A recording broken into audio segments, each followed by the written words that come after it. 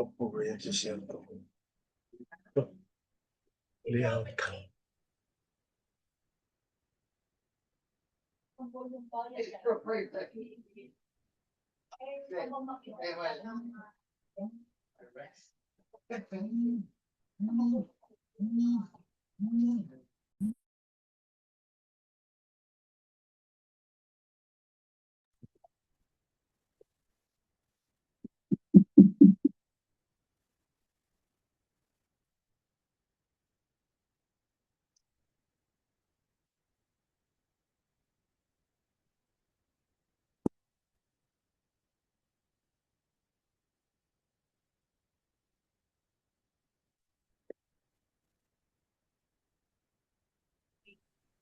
Ano ba ito?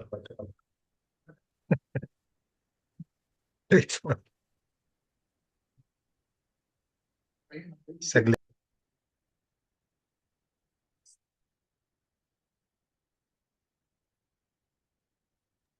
Wala friend, kabubot.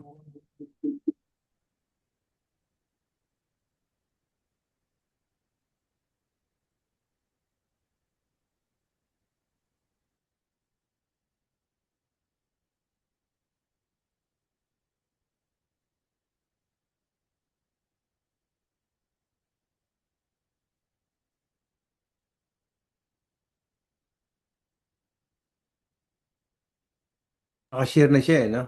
Kaya lang wala yung ano.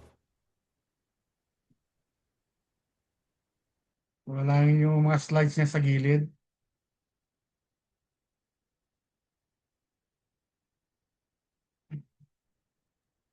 Wala friend. Ano pa? Close yung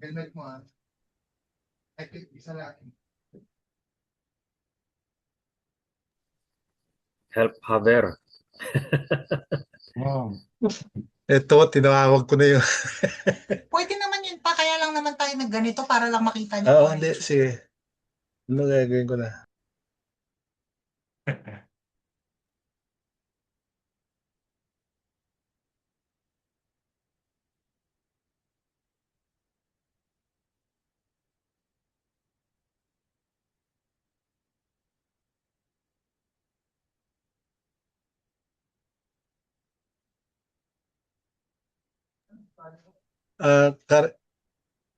Karoli, nakikita ba yung notes ko?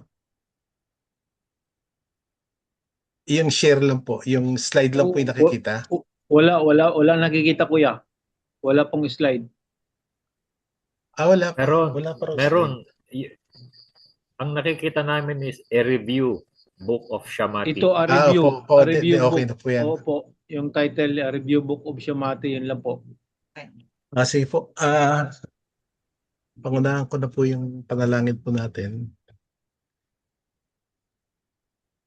Dakilang hari ng San Sinuko, kami po'y nagpapasalamat ng lubusan sa pagbibigay niyo po ng panahon upang kami magkaisa at hangaring maibiyaya mo po sa amin ang katangian mong mapagbigay at mapagmahal.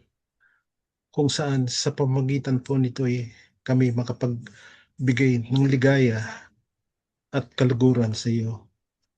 Patnubayan mo po ang bawat isa sa amin at puspusin ang bawat isa ng katalinuhan upang maunawaan namin ang lahat ng gamitin mo po ang mabisang kasangkapan upang maipahatid mo po sa amin ang lahat ng dakilang salita. Salamat po. Amen. Amen. Yung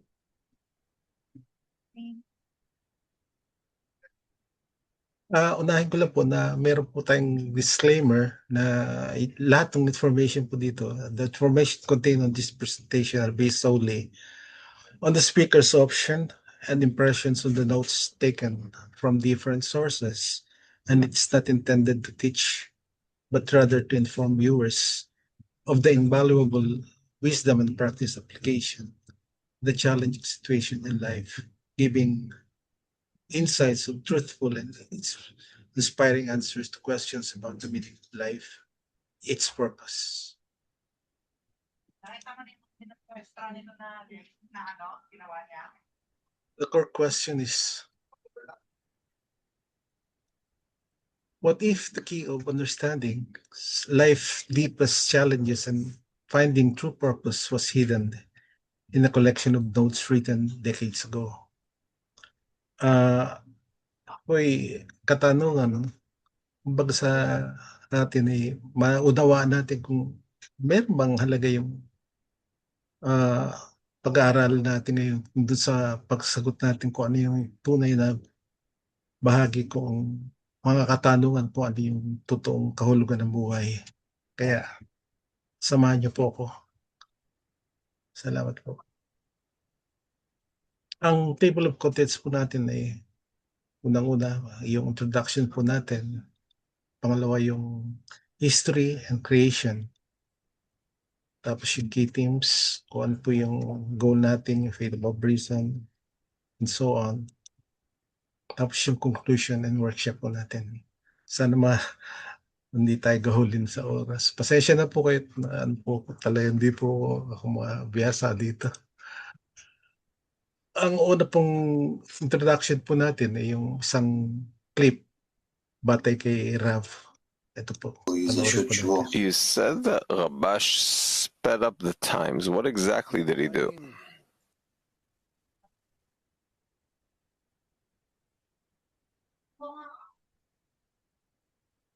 בזה שהם פועלים, הם מקצרים לנו. When Kabbalists operate, they shorten the way for us considerably because they arrange the correction method for us more concretely.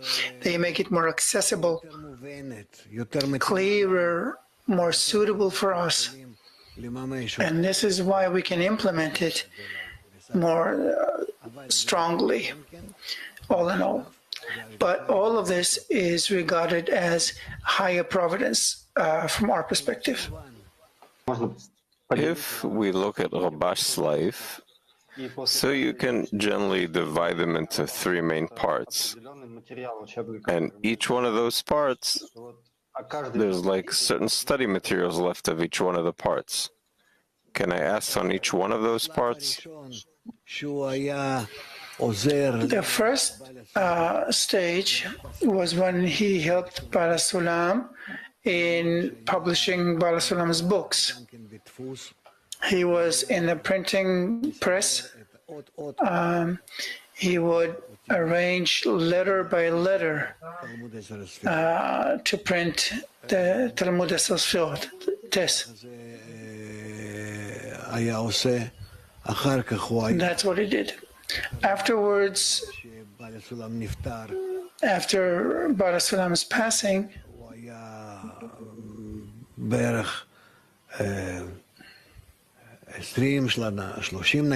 for about 20, maybe even 30 years, he waited for his group to grow.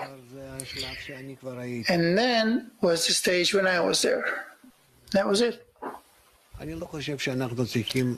don't think we need to be immersed in this more than that or learn from this anything, kind of extract anything from that. We have our path, which is the path of connection among the friends, connection with the Creator, and that's it.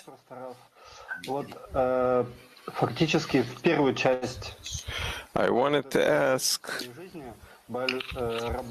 actually in the first part of his life, Rabash wrote Shamati from the words of his father Bala Sulam.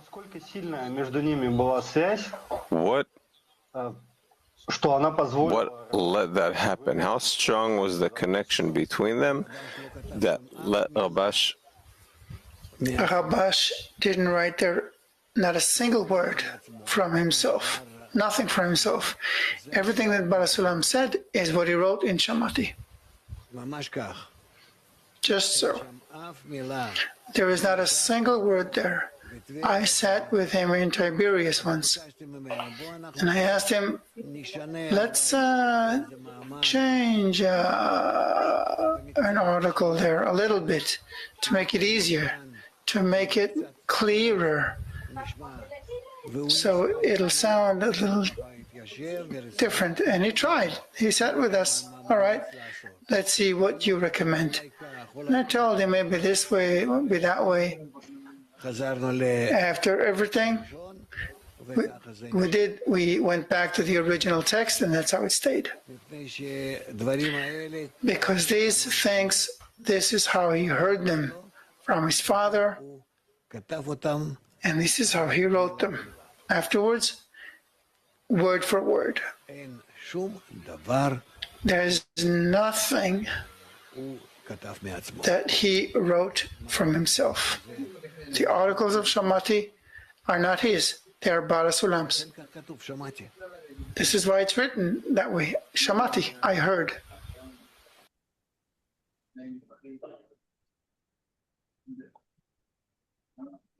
Unahin po natin yung history and creation.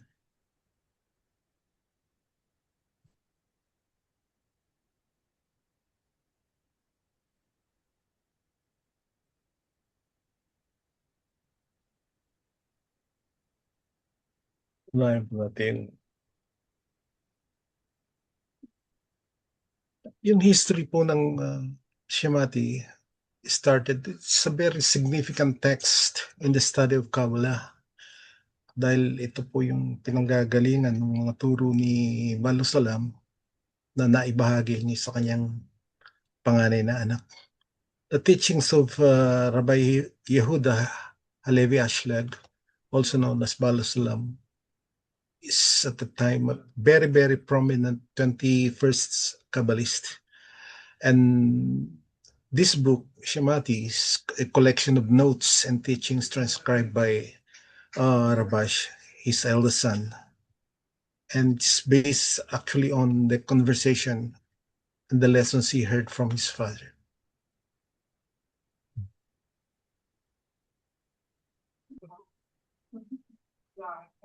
The origins and compilation context, the context of Baal Salam's teaching.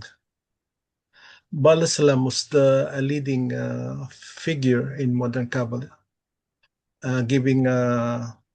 he was very well-known Kabbalist, and because he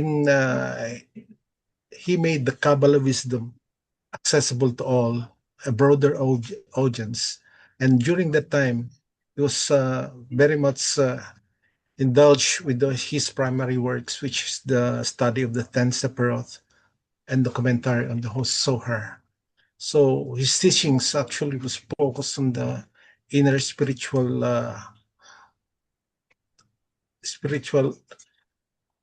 requirements to attain the connection with the Creator. So what's the role of Rabash? Rabash, the eldest son of Baal Salam, is the closest disciple and was deeply involved in his father's teachings. During private conversations and lessons, Rabash meticulously recorded notes of his father's oral teachings. Kung nagkakaroon pa siya ng pagkakataon na nag-uusap sila, nag-DBC, ang pakiwari ko po tinatranslate niya yung mga sinusulat niya dun sa commentaries on the Zohar and sa tests. Magkakaroon siya ng insights, binibigay niya dun. Ayun naman yung nire-record ni Rabash. Particularly those given informal settings and during the moments of spiritual insights, yung moments na nagkakaroon ng private conversation yung mag-ama. And those notes were written, minsan nasa scrap paper lang.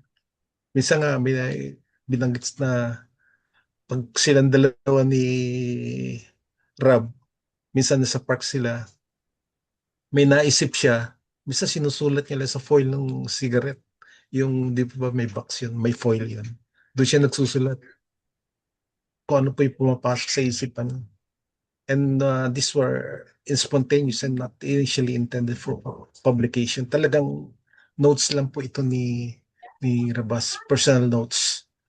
ano pa yung content nung ano po niya, yung Shamati. Ah, yung content po nun, actually, yung mga personal notes ni Rabas is about 200 and tinignan ko po kanina, 248 short articles which reflect the specific spiritual concepts, states, principles. That was explained by Baal Sulam, yung kanyang ama. So, ang sa pambahagi nun, ito ay mga personal and direct nature of teaching na ginagawa po ng ama at saka ng kanyang anak. And also, those are, gaya po nabanggit natin kanina, usually they are oral teachings from his father. And that's why kanina binanggit ni Rav na lahat ng mga natatala po doon na isulat po doon ay isulat po galing po ng oral teachings ni Balusalam. Those articles covered a lot of, from the purpose of creation, the nature of spiritual works, the correction of the souls, and dynamics of yung dynamics po nung up and down, yung ascents and descents na nangyayari sa buhay natin. So lahat po ito natalakay dun sa Shamati.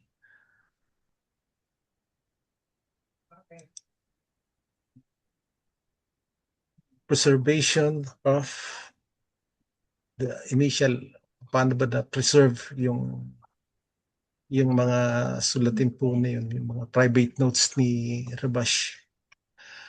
For many years, Shamati remained private. Kanya lang, talagang sinasarili lang ni ayaw nga pakita kay Rabe. These are personal records from his father's teachings. Kaya medyo sa kanya, mahalaga sa kanya na maging private ito. They were not formally organized or published during Baal Salam's lifetime.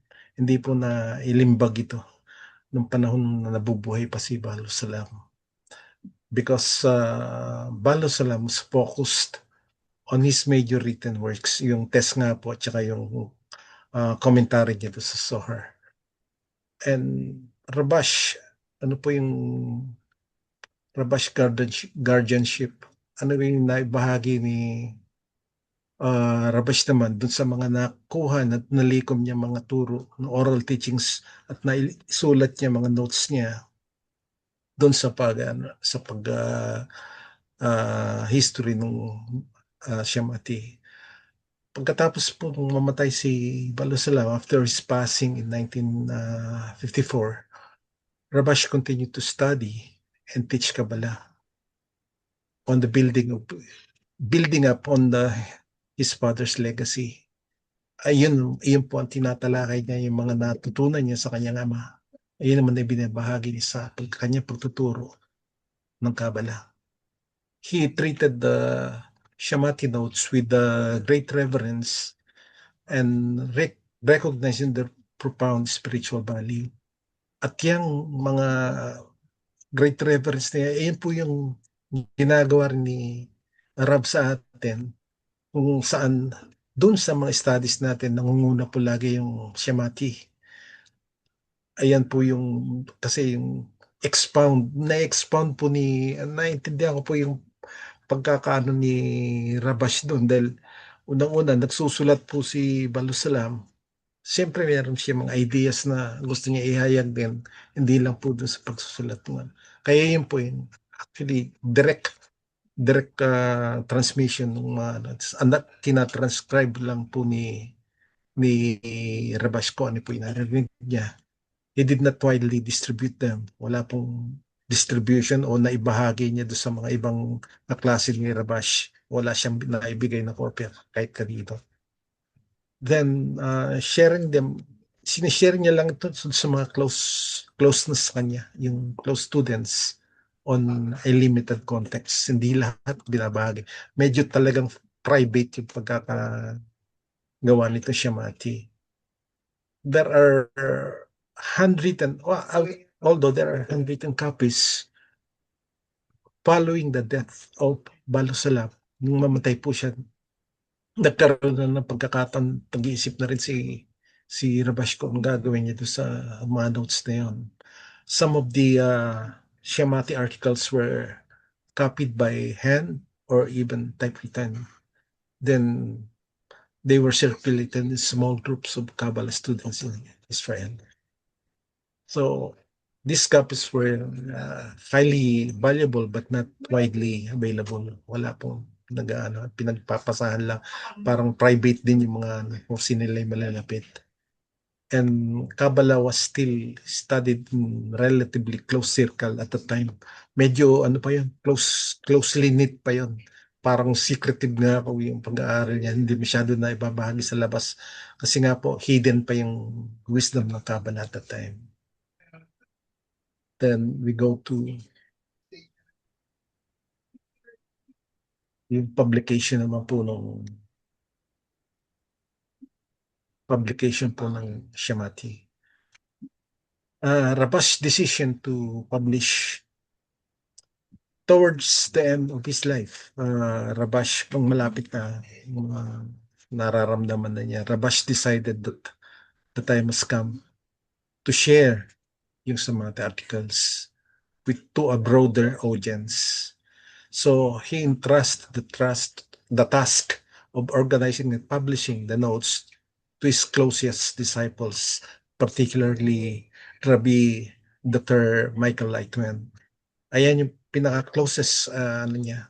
Kasi nung nabasa ko po yung parang autobiography, portion lang po nun, na naging close si Rab sa kanya kasi that time, nung pumapasok as student pa lang si Rab, siya lang yung may sasakyan. Kaya ang ginagawa po ni Hillel, sinasabi niya kay Rab, pwede bandalhin na si Rabash to sa doctor's appointment niya. Kaya nagkaroon ng pagkakataon na naging private yung usapan nila. So nagtatanong, naging close po sila. Naging close si Rab dun kay Rabash. At one time, kinuwento po niya na isang madaling araw po nakita niyo mga 1 a.m. Nakita niyo nakabukas pa yung ilaw ng kwarto ni Dr. Michael Lightman. At sabi niya, anong ginagawa mo dito? Hindi, nag-aaral pa ako in preparation for the lesson mo. Kaya doon nagkaroon ng idea napalapit si Rabash at saka si Michael, nagkaroon sila ng close relationship dahil nga sa pag-atubili ni Rav na mag-aral. So the first publication was in 1980s. The first formal publication of Shamati occurred in 1980 under the supervision of Rabash. At ayun po, yung unang lumabas po ay nalimbag sa salitang Hebrew. Hebrew pa po yung unang lumabas. And his handwritten notes were carefully edited and preserved the original wording and intent. Kaya hindi po ganun-ganun lang yung paggawa, paglimbag ng tinitignan maigi ni Rabash kasi kung may mabago man ng konti doon, iiba yung meaning. Kaya siyang mismo nagsusupervise ng printing. And the articles were presented in a raw, unpolished form. Hindi pa siya gaano polished, reflecting the direct and the personal nature of Baal Salam's teachings. So, nandun pa yung katas nung yung kailangan pa i-reform yung kung ano yung siguro yung mga clerical errors sa Shamati, sa libro. Ano po yung structure ng book? The published Shamati retained the original order of the article. Each article titled based on its opening words at center. Kagaya po nung sabi nito, yung gaya po nung Article 1, yung there's none else beside him. Sa unang bahagi pa lang nun, tinatalakay niya agad. Ito yung opening words is nakasenter agad dun sa title niya. Gaya po nung Article 2 is Shekinah in Exile, and Article 3, the matter of spiritual attainment. Ayan po yung first 3 na articles na ano, kung saan makikita niyo po yung style ng pagkakasulat ni yung nanggaling kay Balusalam, yung pagkakasulat niya. And this article varies in length. Merong mahaba, meron may iksi. From 1 or 2 paragraph lang. Merong iba naman maabot ng mga 2, 3 hanggang 5 pages. So, these pages were written in a very concise and dense style of typical Kabbalistic text. So, ayun po yung naging bahagi po ni Balusalam yan. Yung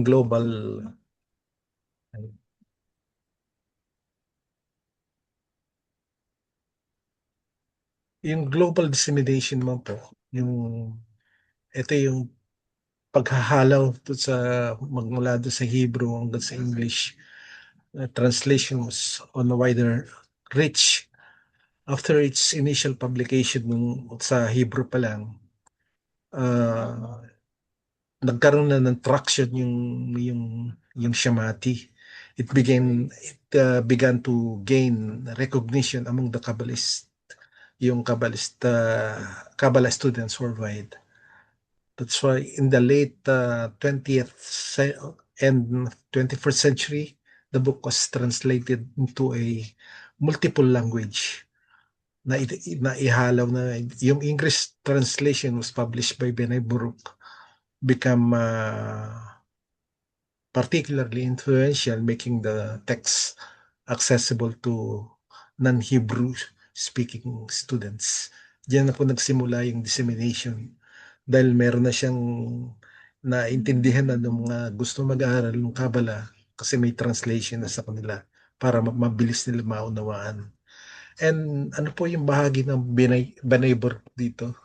Under Rabbi Michael Lightman's leadership, Benay Buruk played a very central role in dissemination of the Book of Shemati. And the organization published annotated editions, tapos yung mga nag-provide din sila mga online access to the text. Kaya makikita po natin yung may mga libreng PDF files na nakikita binibigay ng Benay Buruk, and incorporated Shemati into the study programs na binibigay ng Benay Buruk na libre para sa mga estudyanteng may interest, na bukas na yung puso, point in the heart nila. And Michael Lightman also wrote commentaries and lessons based on that book on Shemati, where he is emphasizing the practical application for spiritual work. So yun, bahagi naman ni Rab, ini-expound niya lalo yung kung ano yung practical applications na nabigay ni Rabash din doon sa tungkol sa Shemati.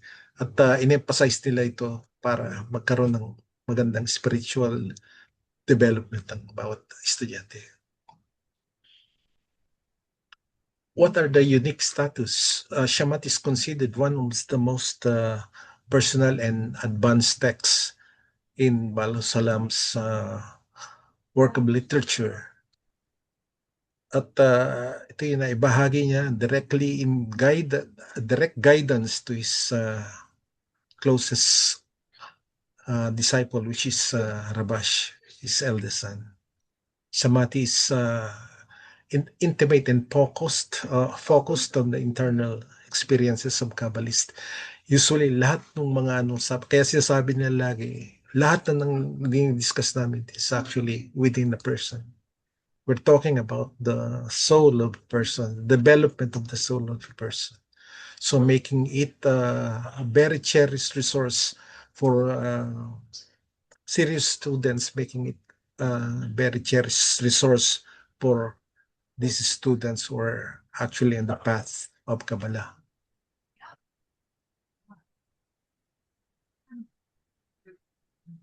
Yun po yung unique status niya. Tapos yung significance, ano po yung significance and legacy ng shamanity. Unang-una po yung spiritual depth as a profound guide for those engaged in the spiritual work of Kabbalah. Pangalawa, yung articles addresses the challenges, the states, and insights encountered on the path to spiritual correction and connection with the Creator. Ayan, ina-address niya po. Kaya makikita niyo po, tutunghayan po natin doon sa Shemati na ito yung nagdi-discuss tungkol doon sa states, yung spiritual states ng tao, kung ano yung nangyayari, kung ano yung nafe-feel niya. Kasi mahalaga po yung feeling niya. Dahil alam natin na yung spiritual world actually is a realm for feelings and emotions. Kaya yung Shemati nag-a-address niyan, ginagawa niyang very practical lahat ng mga naituro. Ayun din po yung bahagi doon sa mga ibang notes niya. Nagiging practical po yung application nung ginawang oral teachings ni Balo Salam. Kasi may dahilan po yan. Iyan ko po mamaya. Many of the students find the text both practical and deeply moving. Kasi yung target po talaga ni Balo Salam is yung tinatawag niyang last generation. Kasama na po tayo doon. Kaya parang gumawa po siya on the basis of lahat ng mga sinulat ng Kabbalist, na great Kabbalist. Siya po yung pinaka-greatest nga sabi nila. Dahil ginawa ng mga Kabbalist yung operating system. Pero ang naidagdag pa po ni Balo Salam is yung kumbaga sa makina, mayroon siyang operating manual. Ayun po yung ginamit kung paano gagamitin yung systems na yun.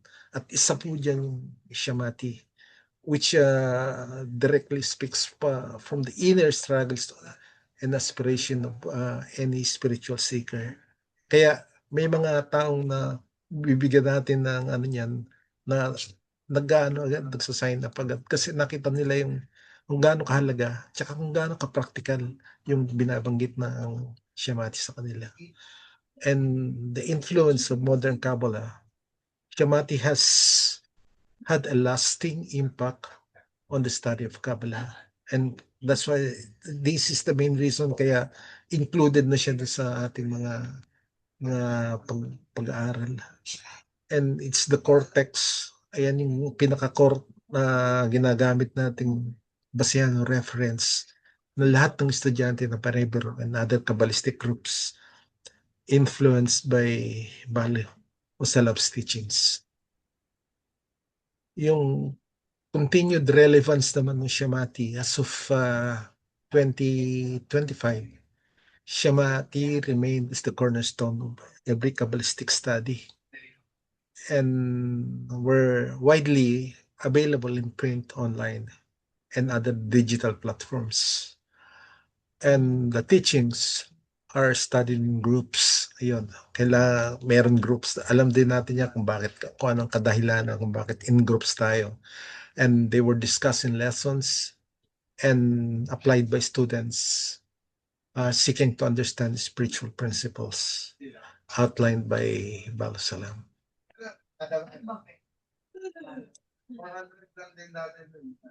The themes. Unity and the Creator. Ito po yung mga themes ng ano po natin. Gaya po ng Unity and the Creator. Kumbaga sinasabi natin there's none else beside Him. Which is the central lesson in Shemati. Central principle that everything in existence emanates from the Creator. All the events and thoughts and states were positive or negative, whether it's positive or maging ano man siya na negative or positive, are seemingly purposeful expressions of the Creator Himself under His guidance. At alam din po natin ay bahagi rin po sa atin na lahat ng kumikilos dito isa lang yung operator. Bakit? Wala tayong choice. Meron po. Once, ayun nga po, sinasabi nila na once you have the choice para piliin mo kung anong environment where you have to grow. Pero once nung napili mo na yon, yung freedom mo, yun na yung pinamimigay mo na, nawawala, wala ka ng freedom. Kasi lahat ng mapag-aaralan mo doon sa environment na yun, ayun na sinusunod mo. And this was designed to lead the individual towards spiritual correction. And the article, There's None Else Beside Him, emphasizes that recognizing the Creator as the whole source of all reality is the spiritual foundation of our spiritual progress. Pangalawa po, yung spiritual work. Spiritual work and inner transformation. Yung Shammati po, nagfo-focus lang siya doon sa process of transforming one's egoistic desire into an altruistic ones and aligning with the Creator's will. It involves conscious effort to shift, conscious, ibig sabihin, alam na natin bakit conscious, effort to shift our intention from self-benefit to bestowal and giving. Kaya po conscious dahil napag-aralan nga po natin sa three-axis model na bumaba po tayo dito. We descended unconsciously. Hindi natin kabisado until yung second part nung axis, which is spiritual development. At ngayon po, para maging conscious tayo kung ano po yung nangyayari. Kaya babalik tayo sa taas, yung third axis, consciously. Magiging conscious na tayo kung ano yung nangyari sa atin. And it describes the challenges na sagupan natin, yung challenges of spiritual work, including the overcoming of the ego, dealing with distractions, and maintaining focus on spiritual goals. Ayan po yung na-discuss naman doon sa pangatlong article na The Matter of Spiritual Attainment. Which discussed the need to refine one's desires and thought with the persistent effort. Pangatlo po yung sense and descents in spiritual states.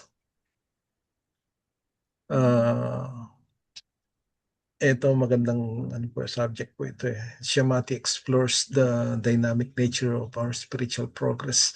Habang naglalakbay po tayo dito sa magulong sanlibutan ito, nakikita natin meron tayong ups and downs. Yung tinatawag nga nating ascents and descents, which are alternating, where the ascents is characterized by connection, clarity, and joy, while the descents naman is characterized by doubt, confusion, and distance from our Creator. At marami tayong napag-aralan tungkol sa ascents and descents, which is a necessary part of this spiritual development. Kaya those fluctuations are seen as essential to spiritual growth, as lalo na yung descents, because the descents provide the opportunities to strengthen our faith, and most especially our intention. And through the articles, which is the article, What is the Reason for the Heaviness of One Feels When Annulled Before the Creator, addresses this, how to navigate these spiritual ups and downs.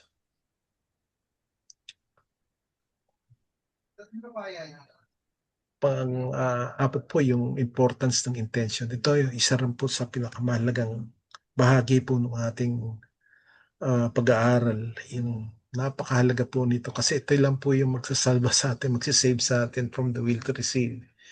Kahit na po anong gawin na po natin, we are designed to be receivers, not bestowers. And it can only change to have that quality bestowal through the intention. So the recurring theme dun sa Shammati is the significance of the intentions in all actions, particularly the study and prayer. Ayan po yung mahalagang component din po ng Shammati. True spiritual advancement depends on directing one's thought and actions toward bestowal and unity with the Creator, rather than seeking personal gain. Ang pinakamalaga po sa atin, hindi yung personal natin. Although, meron din tayo nire-receive kasi kailangan din ng body na mabuhay. So, these are what we call the necessities of life, na kung ano yung naibigay na biyaya sa atin, hindi yung lahat tinatanggap natin, nire-reject po natin yung karamihan. No? Gaya po nung binanggit mo na nagbibigay sila ng certain arbitrary lang naman po, 20, kunwari po, nagbigay ng 100%, yung 20% po papasok po dun sa yung tawag nating orphanemy, papasok po dun sa goof, na tapos yung 80% nire-reject as reflected light. Ang example po niyan is yung article niya na Lishma, for her sake, which explains the importance of acting for the sake of the Creator, not for personal reward. Then, ano yung bahagi ng study, group study, tsaka yung collective effort na tinatalakay din po sa Shamati, nakapaloob din po ito doon, na kung gaano halaga yung group, bakit meron tayo mga tinatawag na study group, yung 10 na sinasabi. At yan po ay magiging bahagi rin ng pag-aaral natin na binigyan tayo ng paintulot ni Kariel para talakayin din po yan.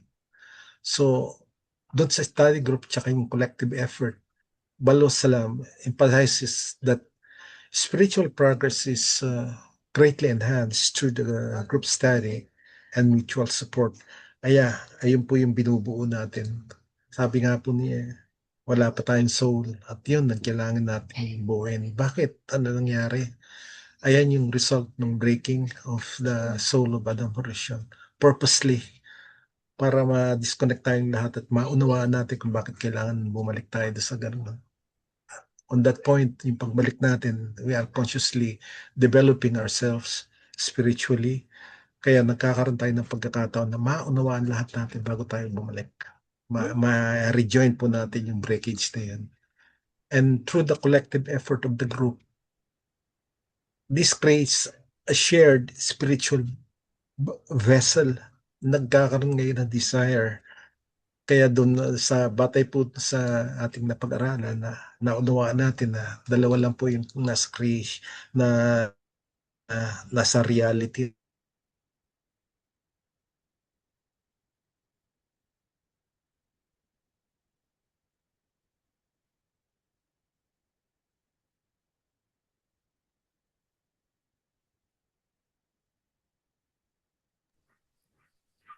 Naglag. Please, kabobot. Ang article na po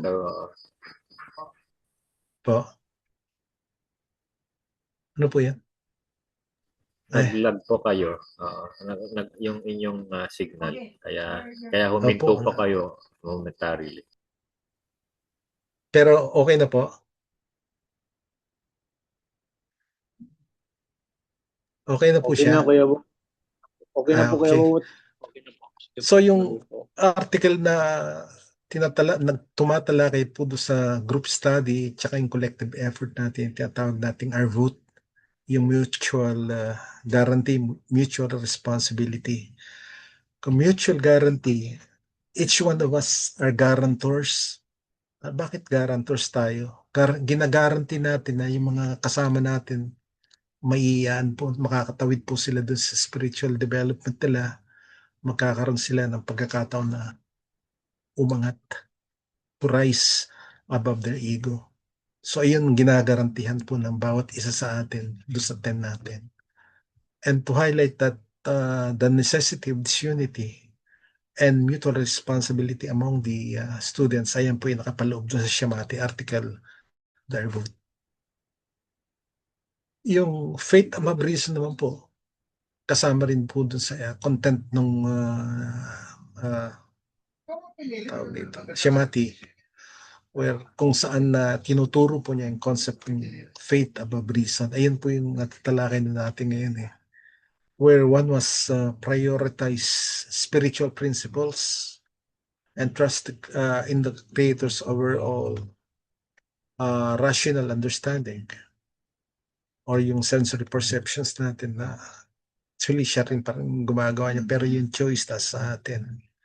And we have to have that faith para lagpasan po natin yung ego natin, yung above reason tayo. And this is crucial during the moments of doubt or spiritual descents. Kailangan po natin kasi yun na po yung huling barahan natin kapag nakakaranas po tayo ng descents. Kaya nga po, importante yung descents para meron tayong work, para magamit natin yung faith. Magkaroon tayo ng desire to go above our reasons, which is the faith. And we all know that yung faith means bestowal. The article connected with that is what is faith above reason in the work, which explains how to maintain faith even when your logic, your emotions suggest otherwise. Yung ego natin, nananaig sa atin, magtatanong yung pharaoh natin, bakit, anong creator ang pinagsasabi mo? Sino ba yung creator na dapat pagsilbihan ko? Ayun po yung ego natin. Kaya napakahalagang bagay yan na nakapaloob din po sa Shamati. Then we have the purpose of creation.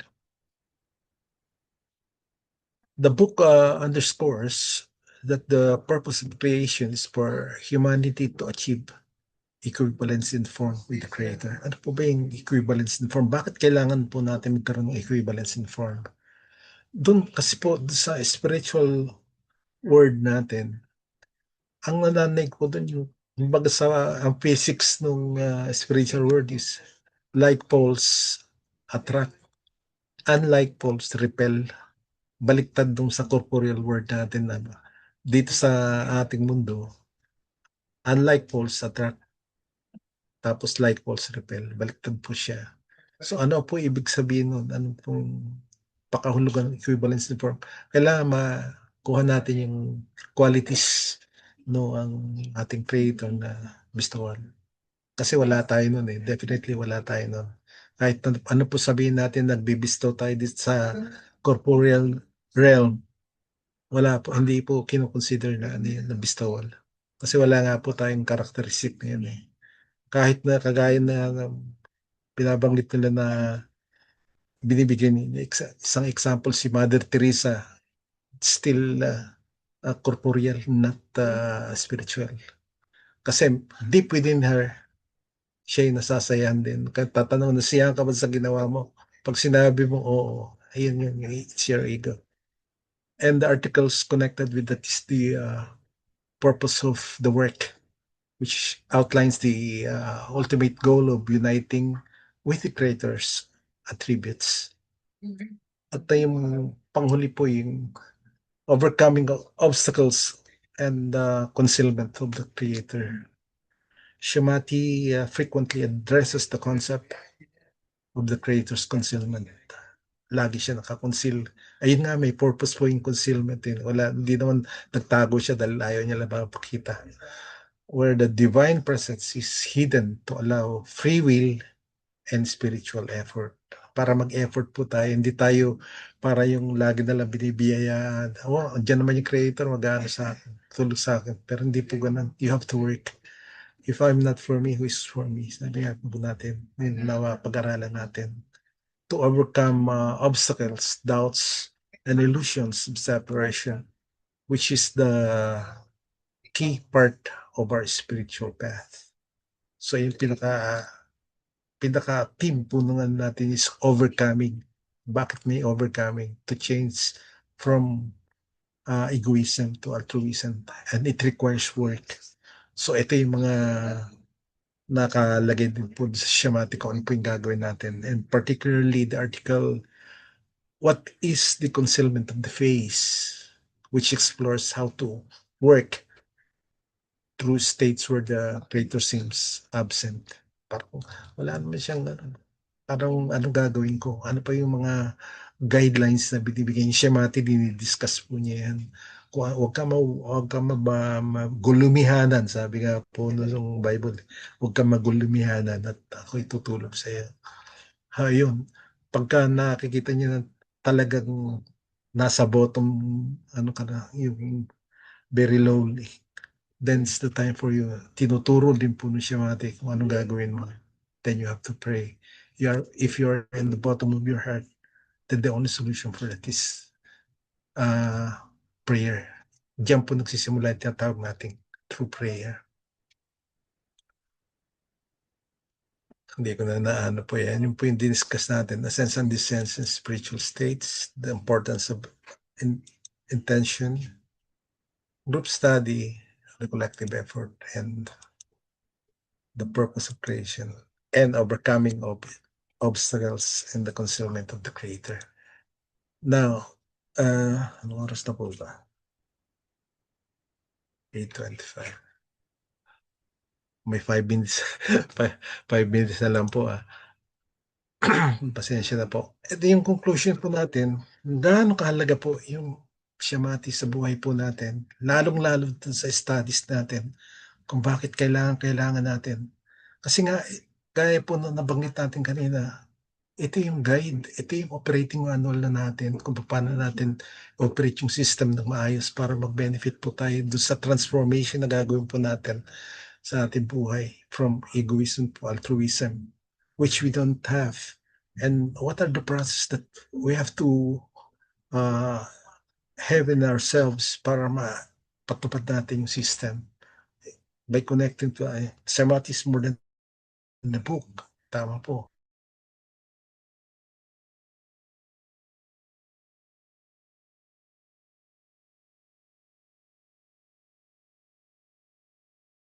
Nag-freeze ulit.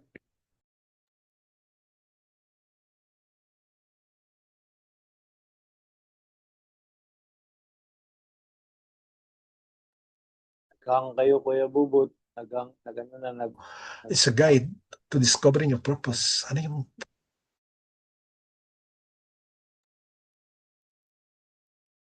Tuloy niyo, Kuya Bubot. Bumalik na, tapos naputol ulit po.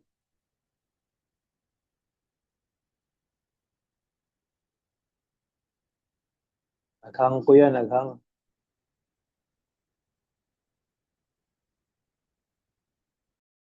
Tuloy na naputol.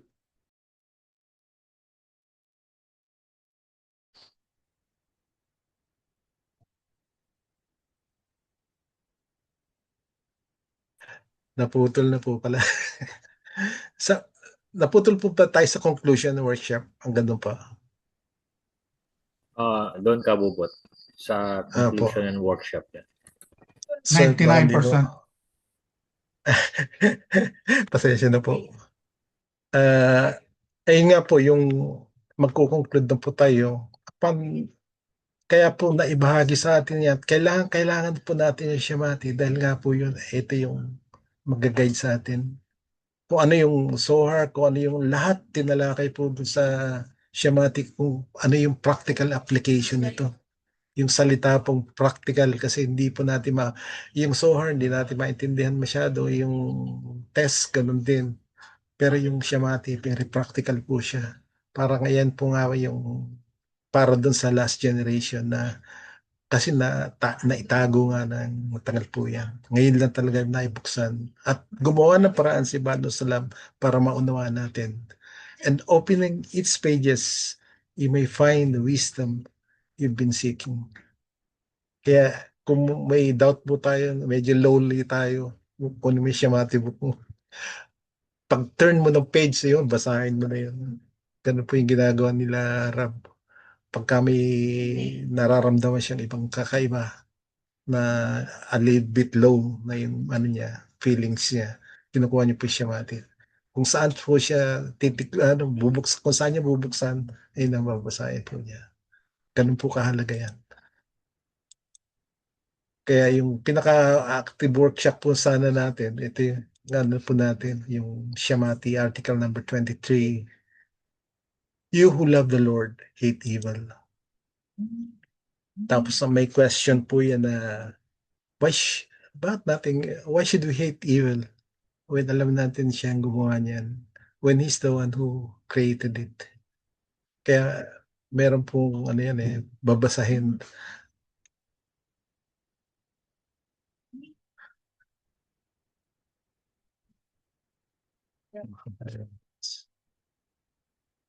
Well, anyway, at least kulang na po yung oras natin. So, ayan po yung bahagi ko doon sa ginagawa po natin. Pwede pa tayo Pagre-review natin. kabubutag ang ano. Kahit quarter 20 to na. minutes pa para close Oh, dun pwede sa pa. ano. Po, ito po yung binubuksan ko po. Ayan, bukas. Sandali po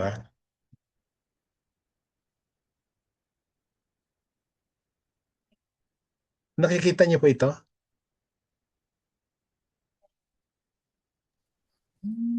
Ikaw po yung nakikita namin, Kabubot, yung iyong kapugihan.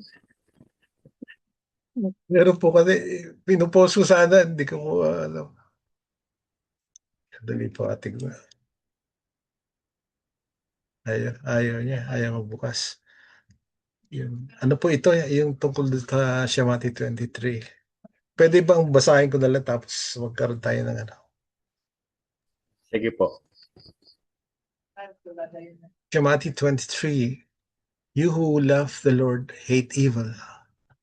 I heard on Shivan 17, June 2, 1931.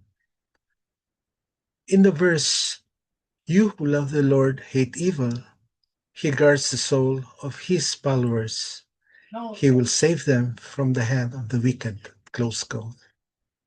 He interprets that it is not enough to love the Creator, to want to be rewarded the vikut with the Creator. One should also hate evil. Hatred is expressed by hating the evil, called the will to receive. One sees he has no way to get rid of it. At the same time, he does not want to accept the situation. He feels the losses that the evil causes him, and also sees the truth that one cannot annul the evil by himself, since it is a natural force from the Creator, who imprinted the will to receive in man. In that state, the verse tells us what one can do is hate evil, and by this the Creator will guard him from that evil, as it is written, open quote, he guards the souls of his followers, close quote. What is guarding? Open quote. He will deliver them from the hand of the wicked, close quote. In that state, since he has some contact with the Creator, be it the smallest contact, he is already a successful person. Okay, I'll repeat that. In that state, since he has some contact with the Creator, be it the smallest contact, he is already a successful person.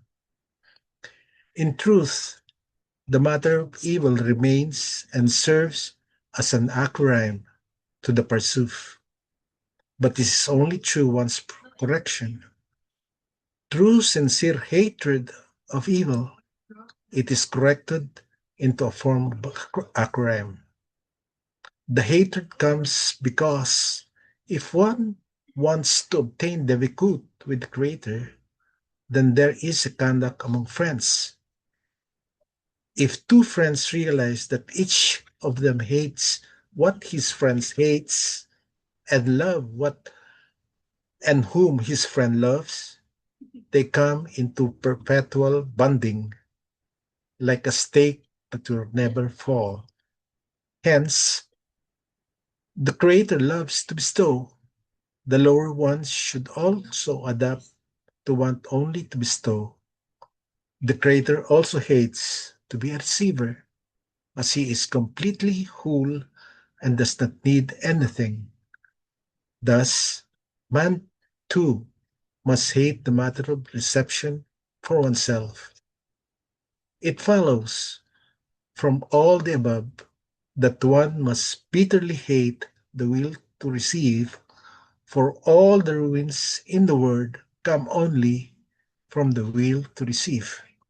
And through the hatred, one corrects it and surrenders under the Kedisha.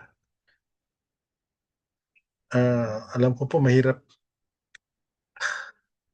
unawain. Pero pwede ko ba tanungin, anong oras na po ba? Yung katanungan po natin kanina na bakit ano po ba? Yung hate the will to receive, gawa naman niya yan. Siya may gawa nun.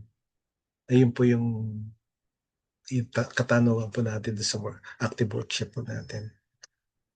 Bakit kailangan i-hate natin yung evil when in fact the Creator Himself created evil? Anong tingin po ninyo, KJR? May impressions po ba kayo sa binasa natin? Okay.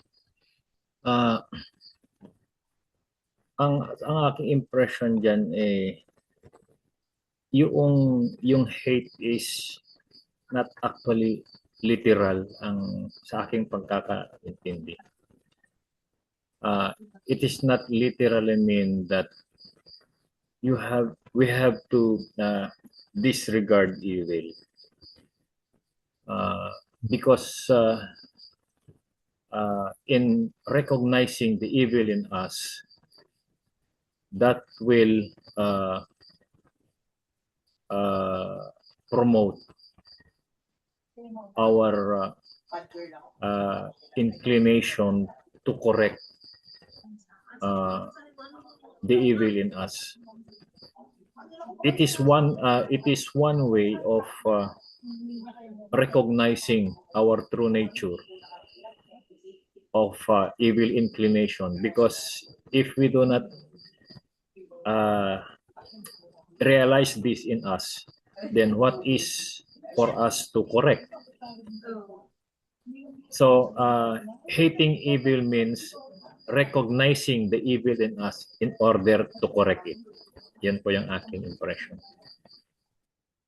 Okay, pasa niyo po Canilo.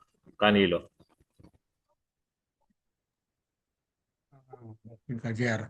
Kung ako naman, kung i-corporalize ko yung pag sinabi kong galit ako dito, tatlo lang pwede mangyari. Pag galit ako sa isang tao, kukumprontahin ko. Harap-harapan. Suntukan tayo na lang. Ganun. Pangalawa, dead mind ko na lang siya. Pag sobra pa rin galit ko, hanap ako ng bayaran dyan.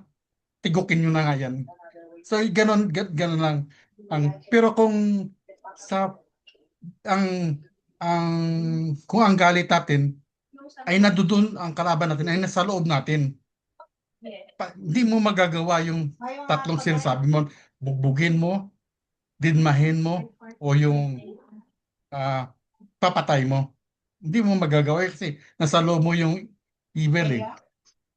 So, ang pinakamadali doon, tinuro din ng Shamati na ipagdasal na natin. Hindi natin magagawa yung tanggalin yun. Hindi natin makokorek yun kasi nasa loob natin eh. Hihingi tayo sa taas para matalo natin yung nasa loob. Yun lang po.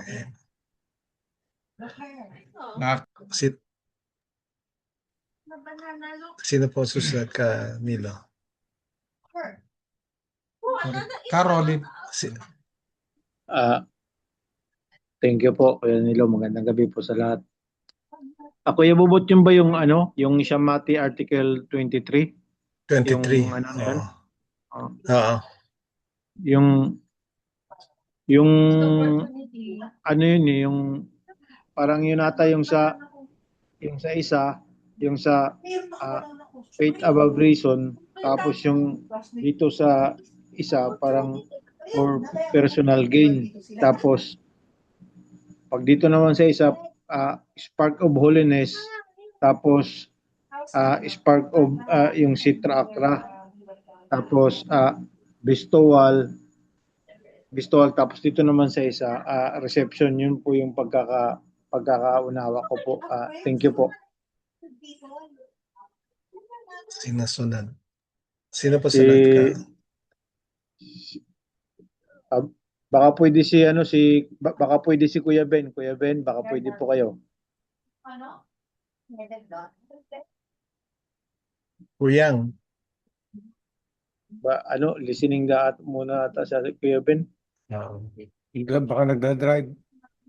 Baka Ah, nagdadrive pa. Pipito lang tayo dito. Pito lang tayo. opo. Si Kuya So- Ariel na lang po. Ako na lang. Wala namang pwedeng pagpilian eh.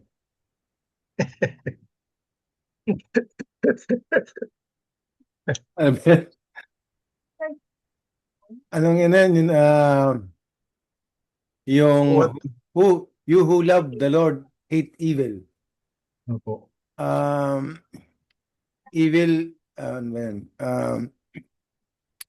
Hindi man action yun eh. Internal qualities na nasa loob na sabi ni Nilo. Which is will to receive for own benefit. So create ng creator para maging magkaroon ng distinction ng two opposite force para makita yung distinction ng kung saan ka para makalipat ka. Parang pinadala ka muna sa kabilang side para ma-realize. Walang representative ang creator na na makita niya yung oppositeness niya. So tayo yung pinadala. From his essence actually. Essence. Existence from existence to Existence existence from absence. out of nothing, which is tayo. So well, gagamitan mo talaga ng opposite force yung totoong pakiramdam ng hate na yon. So para ma-reverse mo. Total opposite. So kung sa kanya galing, which is none else beside him, pero para makita yung total oppositeness talaga ng realization ng force na yon, with complete experience, with complete hatred maramdaman. So purposely may gamit. Di ba yung pinag-usapan namin kagabi sa Arvut kagabi, yung Bondi Beach shooter.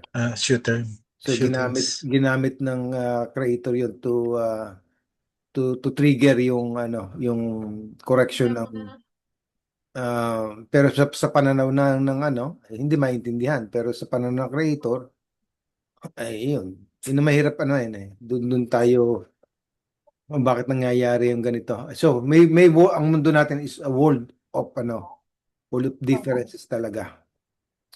Ano ba yun? Hindi ito magbabago. Ang tunog ko dito is umalis tayo dito. Kasi merong lugar para doon tayo manatili eternally. Hindi ito yung lugar na ayaw natin umalis, ayaw natin mamatay, takot tayo mamatay.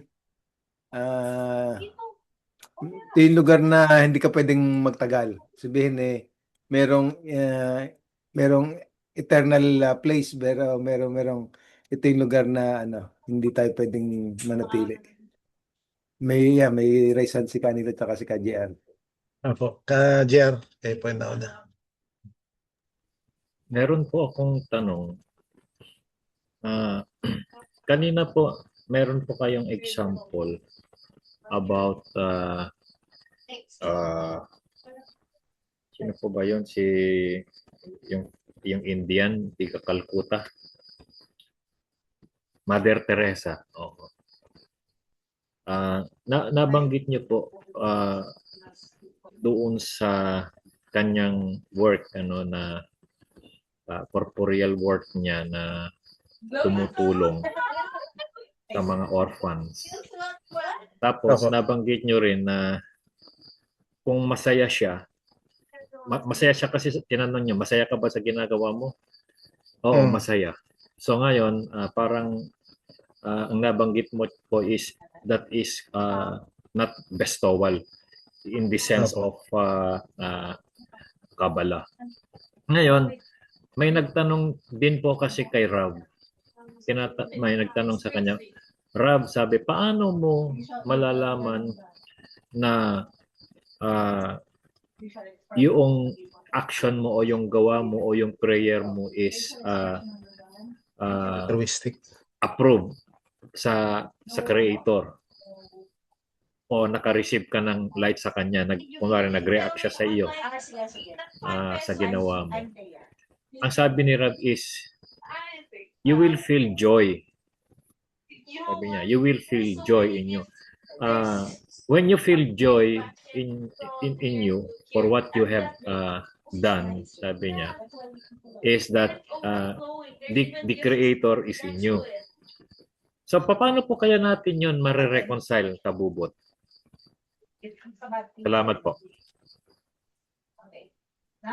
Sana nasabi ko pala kanina, magtatanong, wag lang mat. Hindi mo.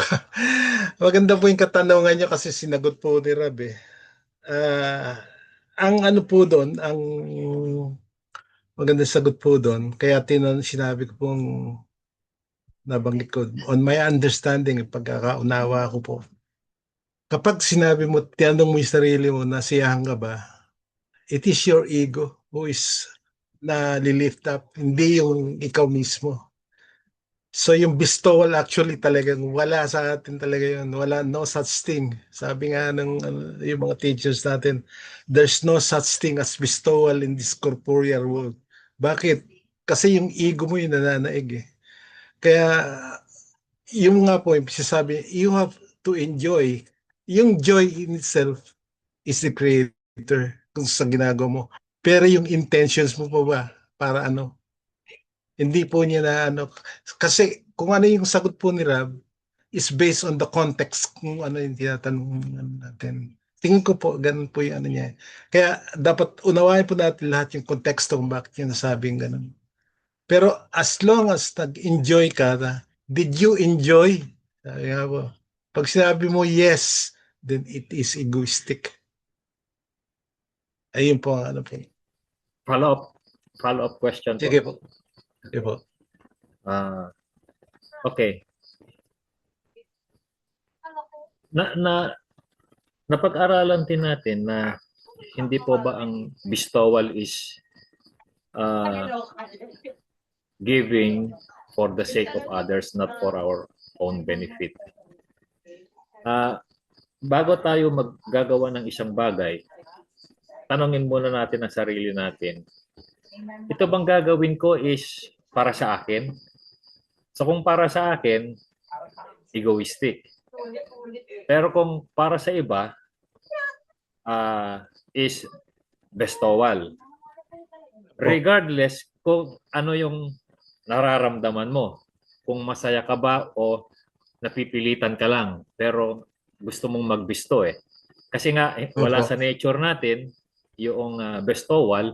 Kaya yung ego, pag magbibigay tayo, masama ang loob. Masama ang loob. So, pero meron ding nagbibigay ng maligaya. Meron din nagbibigay na ayun. Nawa ko po. Sige, para lang po tayong para may discussion lang po. Salamat po. Impression sa impression lang po, hindi tayo gaya po ng disclaimer natin kanina na hindi tayo tuturo. Yung pakiwari ko po dyan, ay nga po, yung tinatanong mo yung sarili mo. Tingin mo po kaya yung ego mo, yung pero mo hindi ganun kakaning yan. Wala akong ano dyan. Pero deep within yun, nakikinabang ka. Kasi ang tao, yung the body itself, naghahanap lagi ng reward yan eh. Anong pakinabang ko dyan? Sabi nga nung pero. Where's the Creator that I should serve Him? Lagi. Pero deep within you, ikaw lang po makakasagot nun eh. Deep within you, yung ano. Kaya nga po, meron tayong group kung saan nilalabas natin outside of the ego, pinapractice natin doon sa group natin yung bestowal. Inuuntay-utay natin yung sarili natin, ganito pala yung magbigay, ganito nga. Pero tanong nga doon, ano yung intentions mo? Kaya napakaganda ng procedure, yung method ng Kabbalah. Dahil simple, tsaka pero rock. Simple pero rock. Ibig sabihin malalim. Malumanay Maluwa. ang approach. Opo. Di- Ang approach. Ang lagi kasi Ayun, ang dating kahit yung idea natin na mako-convert natin tayo sa bestowal. Ano yun? Expectation ng pride natin din yun. opo. Ego pa rin yun. Hindi tayo makakawala eh. Wala, hindi. Ah, yung total opposite ng will to receive, yung kung ano yung totoo, yung pagmasakit. Yung hindi natin gusto. Yun yung Opo, yun yung opo. bestowal. Hindi, totoo po yung Karel. Tama po kayo. Kasi nagsasuffer yung body mo eh. Yung ego mo nagagalit yun. Ba't mo binigyan niya? Ba't mo, dapat sa akin mo nalang binigay. Ganun po talaga yung ego maglaro. Okay. Pero, Okay. sige Last po, follow-up sige. question. Last follow-up question. Nainip na si Canilo eh. Kasi hindi, para lang Sige po, okay lang po. Okay. Kung ang bestowal is yung masakit sa atin, pwede akong mag-clarify. Kasi Opo. yung mga nagbebesto na ang kanilang attainment is mababa pa, posible yon. Paano po yung nagbebesto na medyo mataas na yung attainment niya? Kumbaga, hindi na nasasaktan yung kanyang ego kasi mataas na yung attainment niya. Kaya puro bestowal na lang po siya. Siya po ang magka-qualify nga po nung kasi yung ego, parte niya, hindi naman parte natin eh. Wala tayong judgment to sa natin, sa kaibigan natin. We judge our friend through his merits.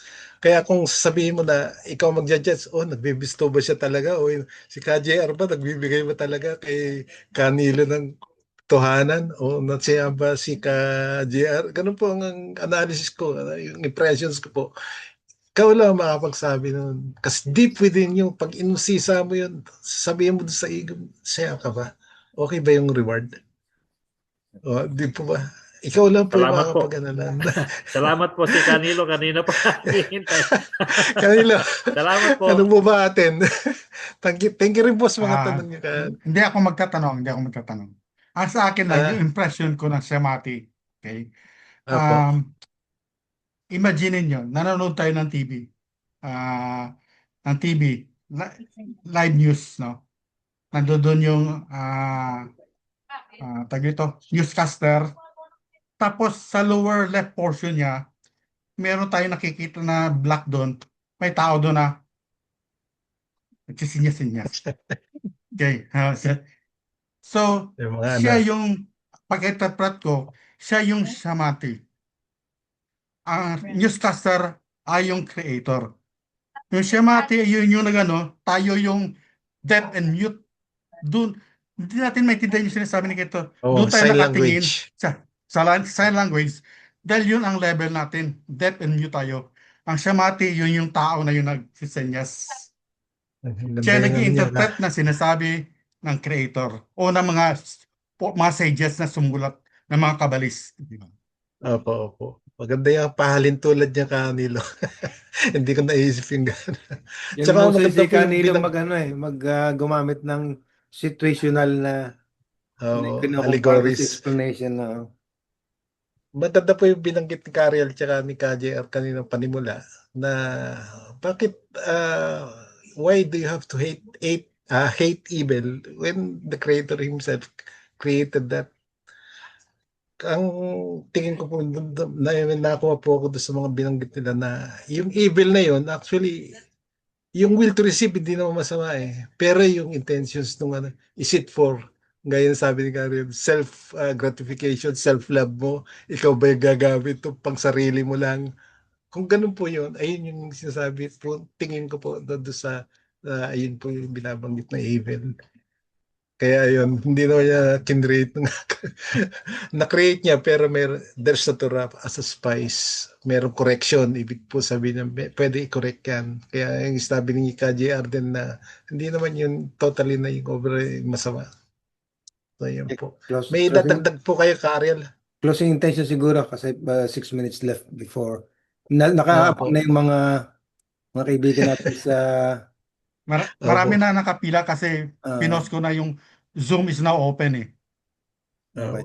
Na tatlo, may sila Alex at saka sila Joyce nasa Joyce, dito nandun nasa waiting area, waiting room. Sige, Wala. closing intention na lang. Sige po. Dahil ko na lang po sa panalangin. Maraming salamat po sa lahat ng mga binigay niyo sa aming pagkakataon. At sana'y lahat ng mga biyayang spiritual na binigay niyo po sa amin ay magamit namin upang mapatag namin ang aming sarili. Mabuo namin ang aming kaluluwa upang sa gayon na makapanig kami sa piling mo. Lahat ng ito ay hinihiling namin sa dakilang pag-ibig mo po sa amin. Salamat ng marami. Amen.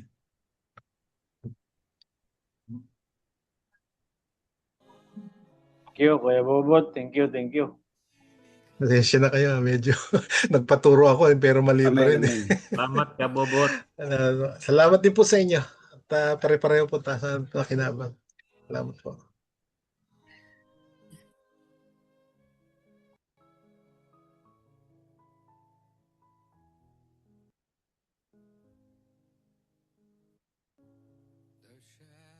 Magandang gabi po.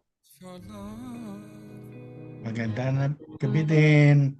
Pasensya na po na napasarap yung tense meeting namin. Ito na po. Thank you po. Above reason to complain is reason to rejoice.